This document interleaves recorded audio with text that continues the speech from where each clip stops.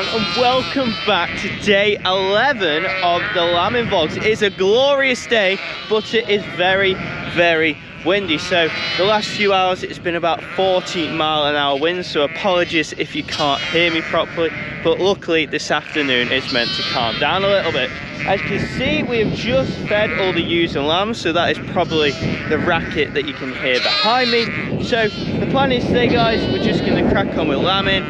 We're not going to put any ewes and lambs out this morning just because of how windy it is. We're going to put some out this afternoon. Yeah, and we're just going to see what happens. So I hope you enjoy it, guys. Massive thank you for all the support for this series. I really appreciate it.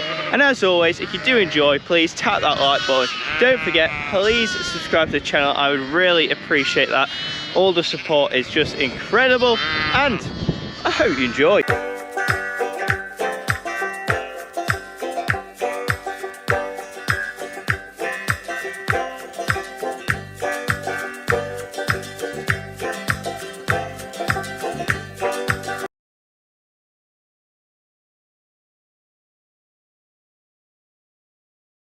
Right, guys, not the best start to day 11, but we've had a ewe. She's had a dead lamb, and I just put my hand in. The lamb was presented, well, if you saw it like this, it looks like the lamb is fairly dead. So yeah, don't know what's happened, but between what, 7:30 and what is now 8:30, something's gone wrong. Dad's just gone to get a triplet to adopt onto her because I can, yeah, that's not alive. But I could feel as soon as I put my hand in there, this lamb wasn't wet, and then I had to put it. When you normally lamb, they'll be like in a bag and wet, but this one, something's happened, I don't know. So Dad is now behind the camera, and he's just gone to get this triplet. So what we're going to do, as both the lambs are dead, is try and just adopt it on. Get that figured out. See, we're just trying to make the best out of a bad situation, really.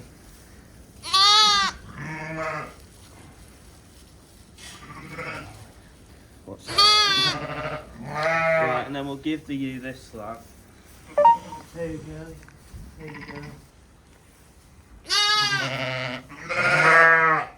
Well, as I said, it is some good from a bad situation. Obviously, she's lost her own lambs, but she is now loving that lamb. What I have found this year, we've had a couple that have lost lambs. If you put one onto one that's lost it, they take it. Sometimes the twins, even if you leave their own lamb 5-10 minutes, you put it back in, they don't like the lamb. So guys, this is a really key reason to why we actually scan. So there was obviously one dead lamb on the floor, and then I lambed the other one. But before I lambed the other one, she was just bloody, and it looked like she's finished lambing, really. So without me actually knowing she had two inside her, I'd have left it.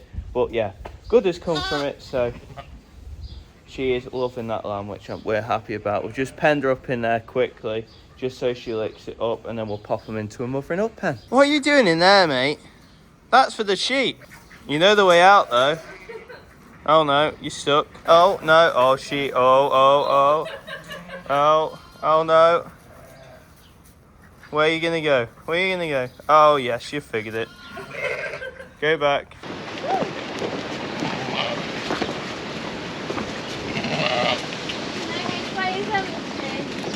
Well, now we are back down to the mothering up pens where lambs have been flying in and out like mayhem the last couple of days. We are up to 100 ewes outside, and all these down this side were born last night. We had a couple of cool stories that have gone well. So we all remember the cesarean ewe. I'll show you in a little bit, but she went outside yesterday afternoon, so that's an absolutely great story. Unfortunately, last night Ellie was here, well, we were all here, and we had a ewe that had a really tough lambing, which is her here. She had two, and the like lambs are all intertwined.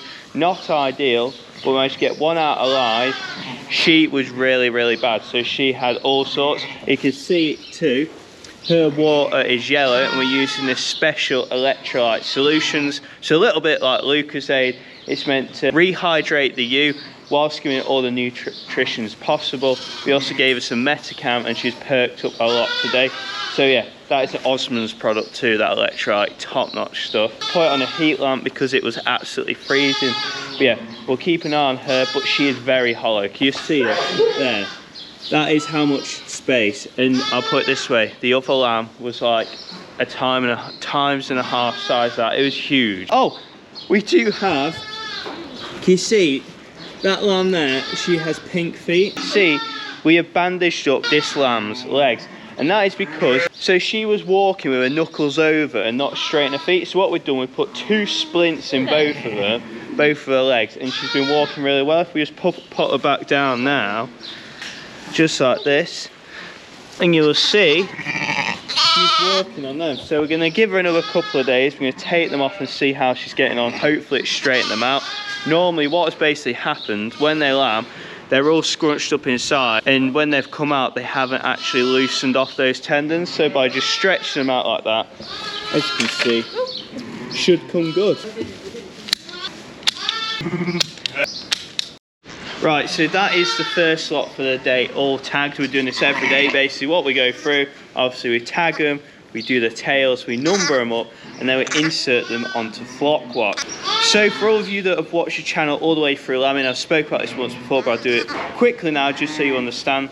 So basically what we have is an app, and we record all the lambing. So I'll just pop it on screen now, and literally really simple, we just do a lambing record. We choose the U, which I scan with the EID scanner, so you just go like this, scan the U, and then the number comes up, which is 709, so that's really simple, 709. Put it into the system, and then we know she has had twins. So you let's put number 2, they were born yesterday on the 16th. The sire is green, so we put all the dots on their shoulders so we know who the tup is. That is the Irish tup, which I know is that. We go next, and then all we have to do is do the same for the lambs. So you literally just get the lamb there, we scan the lamb, and you press yes. We just check if it's a boy or girl, so that is a boy. So we put male, we put next, and then we do exactly the same for the other lamb. So you scan that, press yes, check if it's a boy or girl, that is a girl. And that is the lambing record all sorted.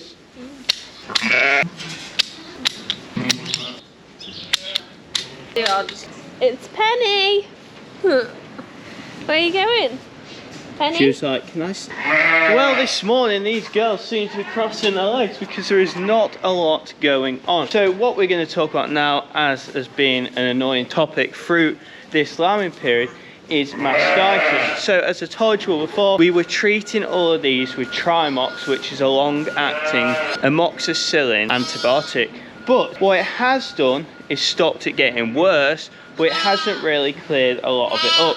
So the plan now is I am going to go in with Penstrep, which is a penicillin antibiotic. You have to dose this daily, but last year it seemed to clear it up a bit better than the amoxicillin. The reason I did go for the Trimox was really so they didn't get missed, because obviously if you inject it, you know it's been covered for a few days, but what it seems to be, it's not quite as potent. So yeah, going for Penstreps, and just going to inject the couple of U's that need doing, which I've had trouble with mastitis, which is really annoying this year because we've been super clean with the pen. Every U has had it mucked out. We've put Zenasan down, and I'm not sure really if it's from the little pens or they've dragged it from the big pens, but it's one of them. We're trying our hardest to stay clean. The U's are going out straight away, saying that anything that's outside, they're all right. We've just kept stuff in with problems because it's much easier to treat than it is outside.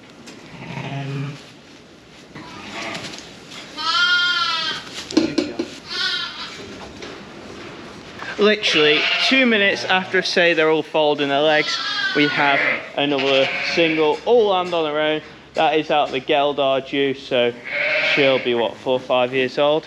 Oh, they keep going slowly now. But yeah, that is all of the ones with mastitis done with Penstrep. The only thing we do need to do is this shoe has got pretty bad mastitis. So all of them apart from her, I say fairly bad, it's sore, isn't it? Red hot. Yeah, so what we need to do is try and strip her off so there'll be dodgy, I don't know how to put it, pussy milk inside her. We need to try and get that out of her to get the badness out, and then hopefully the antibiotics will kick in.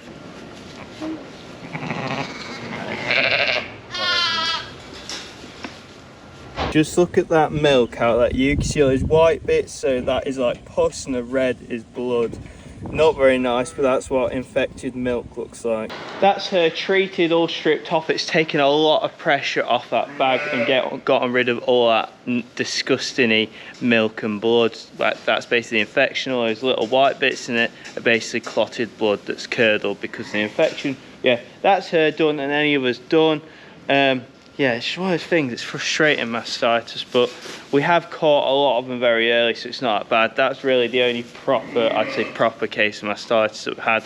The rest of them, we catch them with like slightly hard bags going warm. So if you get on top of them quick, at least no problems. No.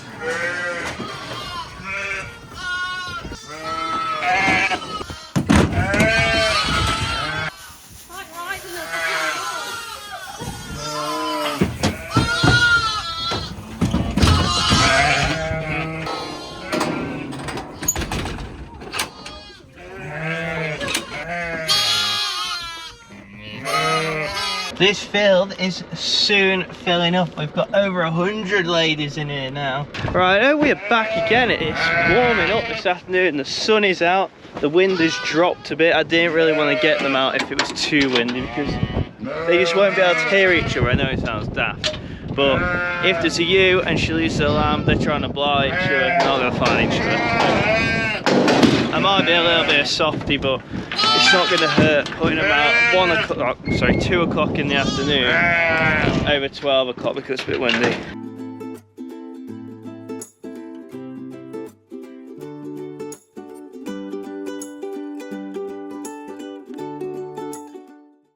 Ewes' heads are down straight away onto fresh grass. We haven't actually put any fertiliser at home yet. That's the plan for this weekend coming. But as you can see, George has been out rolling. Pretty much every field on the farm now is being rolled. So we are ahead of schedule. Usually we won't be able to get on the fields at this time of year. It's a relief to get some more out just because it frees space up in the shed. When there's space in the shed, it's way more relaxing. You'll be running the farm next. So what's happened since I've been away? You had 2 sets of twins. Oh no, they got one left. You got one nice pair there. Yeah, you just one let it there. hanging out on the, just dangled in there. Oh, so you pulled it out. Do you all remember Nell from last year? Hey! So what? For the fun this time. So what you want to do is get the legs between your fingers like that, and then basically just pull downwards. That's it. Then take it round to its mum. Yeah, and then if you just pull it round to, oh look at the umbilical on that. How exciting! And then you sit him up like. That's it. There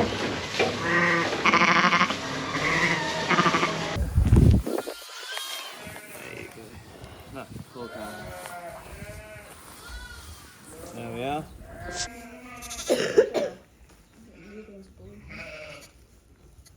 Quick clam in between loads. Final checks of the day, and I've got my partner in crime with me. Alright, Jose? You haven't really had a chance to come out much this last couple of weeks because of all the lammies, have you? But yeah, we're taking a little bit of a trip together to make sure all are okay. This is the last job pretty much every day. Here she is, guys. This is the cesarean. Right then, 107 back with your mum. There you go. There's your mum. There's your mum. There you go.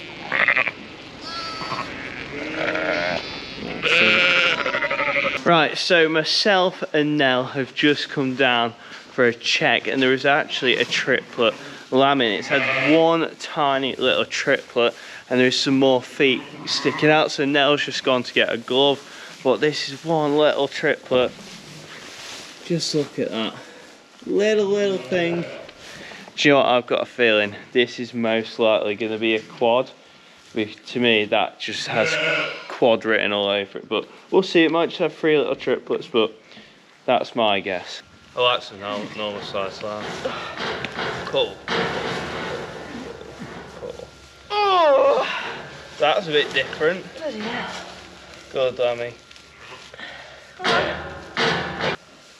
That's it. Well done. Well done. Oh! That's... I can't believe how small that one is. We got Gil. What's you, little one? Girl. A Gil. This is the boy. Well, that is a success if I don't say so myself. Nell lamb both of them, so absolutely smashed it.